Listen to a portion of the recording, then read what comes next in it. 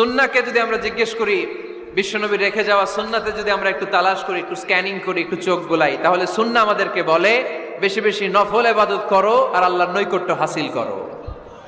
সুবহানাল্লাহ পড়বেন না? কোরআন বলেছে সেজদায় লুটিয়ে পড়ো। যা যা বললাম আমি ওঠার আগে জিজ্ঞেস করে আবার শুনে যাব, কারণ আমি মনে করি এটা ক্লাস।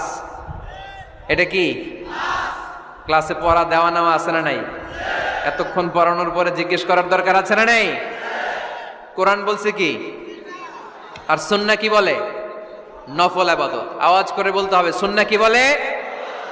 বুখারীর বর্ণনা, আল্লাহর হাবিব সাল্লাল্লাহু আলাইহি ওয়াসাল্লাম বলেন, মা ইয়াজালু আবদি ইয়াতাকাররাবু ইলাইয়া বিন নওয়াফিল, বান্দা যত বেশি নফল ইবাদত করতে থাকে, করতে করতে করতে করতে বান্দা আমার কাছের নৈকট্য প্রাপ্ত বান্দা হয়ে যায়। হাত্তা উহিব্বাহু, এরপর আমি আমার বান্দারে এত ভালোবাসি, কুনতু সামআহুল্লাযী ইয়াসমাউ